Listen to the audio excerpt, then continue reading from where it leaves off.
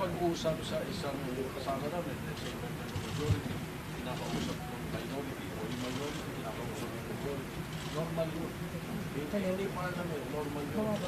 Pero yung para sabihin na meron, Walang pananakot. hindi ka Walang namin presyo. makukulong. We don't have that power. We have no power over the ombudsman.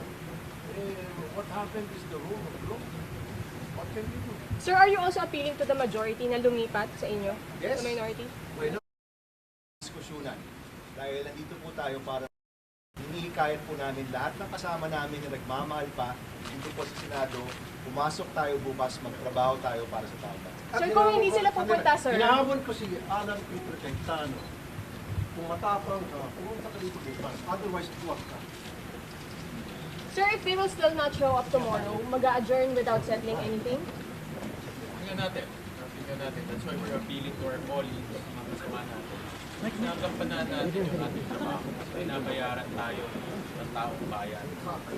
At bawat araw na hindi natutuloy ang session, hindi napapatupad yung batas, hindi na-implement yung mga dapat namin patupad, yung gaya kanina, yung may mga tao pumunta dito para i-confirm, hindi nako-confirm.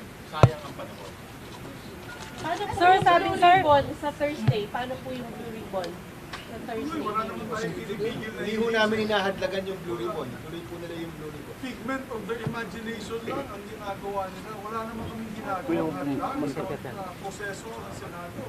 At mga agenda ng Senado, wala. Yung sinasabing Senate independence, ako'y naniniwala, this is actually, dami na nilalabag rules ng Senado. It's actually impunity masquerading as assertion of the Senate as an independent institution. Impunity ito, sunod-sunod ang paglabag mula noong May 11, mula noong pagbubuo ng mga komite, mula noong kami nag-walk out dahil nga hindi kinikilala o dinidisregard, binabaliwala ang ating rules. At hanggang ngayon, hanggang kanina, hanggang kahapon, binabaliwala ang ating rules. Hindi ito tama. Kaya kami sa SB 11 ay tutol dito dahil impunity ito, hindi ito Senate independence. Sir, sabi po ni SP, Okay, ganito lang, no? We appeal to the rest of the members of the majority bloc. Huwag si Senate President, kasi we appeal to their sense of duty, of their responsibility. Kasi mukhang antena po na si SP, kasi siya yung nagsasabi sa mga kasama namin na huwag mag-attend ng session. So we now appeal to the rest of the members of the majority bloc. We appeal to their sense of duty na sana mag-attend sila ng session bukas. Well, under the rules, pag wala yung SP, pwede mag-preside ang pro tem. Pag wala yung SP and pro tem, pwede mag-preside ang majority leader. Pag wala yung tatlo, pwede mag-preside any of the two deputy majority leaders. Or any other member designated by the Senate President. Yeah. Sir, you have information na talagang utos po ni SPA Yun ang nirelay sa amin ng Secretariat. Tsaka live na naman siya sa Facebook kanina para sabihin yung effective. At maling-mali pa yung sinabi na kahapon na let the Senate go quiet. Ang Senado ay dapat boses ng mamamayan. Bakit niya bubusalan? Kung bubusalan niya at hindi niya bibigyang daan yung boses ng Senado alang-alang sa mamamayan, talagang hindi na siya karapat-dapat mamuno dito. At what price? Ang pinoprotektahan lang yung Senate Presidency, power, position. Kaya nag-a-appeal kami sa isa pang samahan namin sa majority bloc. Ano bang price para sa inyo? Sa tingin namin wala eh. Tingin namin nakikisama lang sila kay Senate President Cayetano. Ako naniniwala, hindi man lahat sa majority at meron po sa kanyang mga kapatid. So I feel that those members of the majority na meron pang katunuan sa pag-iisip, pumasok naman kayo. Sir, may pag-alok po ba kay Sen. Jingo Estrada na umanib kapalit pagbasura na po ng kaso sa kanya? Walang ganun. Yung pakikipag-usap sa isang kasama namin, let's say, majority, kinakausap ng minority, o yung minority, kinakausap ng majority. Normal yun. Hindi para namin, normal yun. Pero yung para sabihin na meron, Walang pananakot. hindi ka Walang namin presyo. makukulong. We don't have that power. We have no power over the ombudsman. What happened is the rule of law. What can we do? Sir, are you also appealing to the majority na lumipat sa inyo? Yes. The minority? Why not? Sino-sino po kaya? Lahat sila. Lahat na. We're appealing to them. Wala lang si Alan Peter. Lahat, kita namin. Sumanit ka sa amin. Pero si Alan Peter, steady ka lang dyan. Pero nabukas sa majority yan nagsabi na hindi na nila gusto ito ginagawa ng pag-boycott sa Meron, marami. Marami nagtitext sa akin na gusto talaga nila magtrabaho, hindi nila maintindihan bakit nagkaganito. For the first time in my 14 years in this institution nangyari ito, na hindi po tinawag ang session dahil ayaw ng presiding officer. Never has it happened in my time here in the Senate, and I'm sure the longest serving is Senator Kiko, Senator Tito Sen, ay hindi po nangyayari pa yan nangyari dito sa atin. So talagang, this is unprecedented, and I think it is really a dereliction of duty and a abandonment of this post as the leader of this institution. Hingi pa lang kami ng paumanhin dahil kanina yung dalawang third reading sana nandyan ulit. And I told them, I apologize to them, I apologize to the Filipino people on behalf of the Senate that this is going the way it is. Apat dun sa 8 naka-agenda today, dapat dalawang agri-bills na makikinabang sana ang ating mga magsasaka. Ibabalandra ko po yan or isa side by side ko sa mga existing na ebidensya.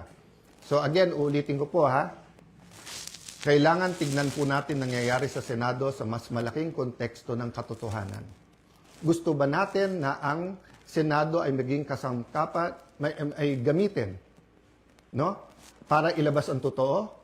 O ito ay kasangkapan para itago ang totoo? Is the Senate for truth or not? Now, it's quite unique if you say that the number now is 11-11. So, what's important for me is we don't have a puppet or dependent Senate. And what's important to me is that on Thursday, matuloy ang Blue Ribbon and tumuloy-tuloy yung iba't ibang mga committee. So we will keep you updated. There are many questions, there are many issues. Sa mga kapatid natin sa media, send your questions sa akin, MRO. This afternoon, I might answer some. If not, tomorrow, Thursday, Friday, I will be answering one by one all of those questions. But for today, I want us to all ask, hindi ba when we passed the 1987 Constitution, ang isang basic principle doon, katotohanan. Di ba nung nagkaroon ng EDSA 1 at 2, katotohanan. Pinakamalalaking skandalo sa buong mundo, Watergate. It's about truth, katotohanan. Ngayon, lahat ng propaganda sa Iran, sa Israel, sa US, presyo ng langis. Hindi ba ang isang issue dyan, katotohanan? Ano ba ang truth tungkol sa lahat na to? Ang corruption sa ating bansa ay hindi mabibigyan ng lunas kung walang pagbabago. At walang pagbabago kung hindi tayo magsisimula sa katotohanan. So I challenge all senators, both from the minority and majority, what's more important to us? Position, wag mabanggit yung pangalan natin, wag tayo makasuhan, malapit tayo sa administrasyon, 2028 may ambisyon. If you say you love the country, then why not fight for it? And you know, you may say a lot of things about Senator Jinggoy. You may talk about his past. But I will reiterate, I am a witness. Narinig ko yung mga offer sa kanya. Wala ka ng kaso, wag ka lang kakalas. Nung una, wag ka sumama dyan kay Senator Loren. Ngayon naman, kumalas ka at join the minority. The minority senators knows this. So stop lying. You know this. Some of you are using it in talking to us. Oh, sabi ko naman sa inyo, no? Pumili tayo ng 13, I'm ready to go anytime, any day. Basta't may 13 na. Show me 13, wala nang problema. Ang pakiusap ko lang, let that be 13 that are fighting for the truth. So that the truth can finally set all Filipinos free. God bless you. God bless the Philippines. Paulo Pulong Duterte, si Pangulong Ferdinand Marcos Jr. sa mga umano'y reforma ng kanyang administrasyon na posibleng sirain ng susunod na Pangulo sa 2028. Sa kanyang statement ay sinabi ni Kong Pulong na hindi na sana siya magsasalita, subalit hindi ito nakatiis dahil sa anyay pangamba ni PBBM na hindi may pagpatuloy ng susunod na administrasyon ang mga reformang nasimulan niya. Tanong ng kongresista sa Pangulo ay kung ano ba talaga ang mga reformang tinutukoy nito. Sa nalalapit na ikalimang State of the Nation Address o SONA ng Pangulo sa darating na Hulyo, hinamon niya ito na isa-isahin ng malinaw ang mga nagawa nito na naramdaman ng ordinaryong Pilipino.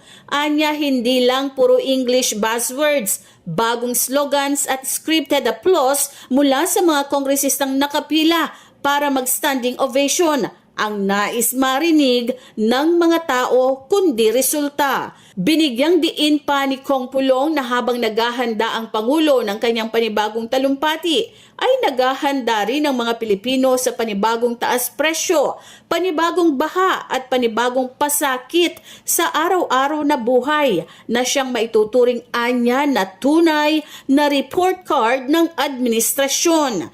Sa sinabi naman ng Pangulo na wala siyang regrets o hindi siya nanghihinayang sa pagtakbo kasama si Vice President Sara Duterte, ay mariing sinabi ng kongresista na tama lang na wala itong dapat pagsisihan dahil kung wala si VP Sara ay hindi ito nanalo noong 2022 presidential elections. Surrender, but as the situation unfolded yesterday, you have DILG Secretary John Vic Remulla clarifying that the senator was arrested and did not surrender.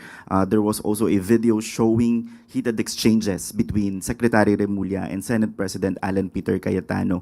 So for Malacanang, matatawag ba nating arrest o surrender ang ginawa kay Senator Jinggoy? And how do you view yung pagpasok po sa eksena ni Senate President Alan Cayetano sa pag-aresto po ulit kay Senator Estrada? Unang-una po, nais nating bigyang linaw ito. Nung nagsalita po kasi si Senator Jinggoy Estrada, sinabi niya na siya ay magbo-voluntary surrender. Pero lumalabas po, ayon na rin po kay Secretary John Vic Remulla, nandun na po sila sa Senado to serve the warrant of arrest. So, mag-aaresto na po sila at humingi na lamang po ng pagkakataon itong si Senator Jinggoy na kung siya ay maaari pang magbigay ng statement. So, in other words, nauna po ang pagsisilbi ng warrant of arrest bago sa kanyang press con ni Senator Jinggoy Estrada. So matatawag po itong pag-aresto dahil hindi po voluntaryong pumunta si Senator Jinggoy Estrada mismo sa mga law enforcers, hindi pumunta sa CIDG, sa PNP, o sa korte sa Sandigan Bayan. So tama po ang pananaw ni Secretary John Vic na hindi po ito voluntary surrender kung hindi pag-aresto. At yung tungkol kay Senator Alan Cayetano, makikita niyo po na sa eksenang yon, hindi po ibinibigay ng kusa dahil hawak po literally ni Senator Alan Cayetano si Senator Jinggoy Estrada. At nagkaroon lamang ng pagpipigil itong si Secretary John Vic. Pinigilan niya na makalabas si Senator Jinggoy Estrada. In other words, wala pa sa kustodiya nila na matatawag itong si Senator Jinggoy habang nakikipagtalo si Senator Alan Cayetano. So, yung voluntariness was negated sa mga ganong akto. But can we consider that as obstruction of justice? Hindi naman siya obstruction of justice, di naman niya tinago, nagkataon lang na pinipigil niya dahil siguro iniisip niya siya ang Senate President, nasa lugar niya siya, at ang sinasabi nga niya ay this is not for Senator Jinggoy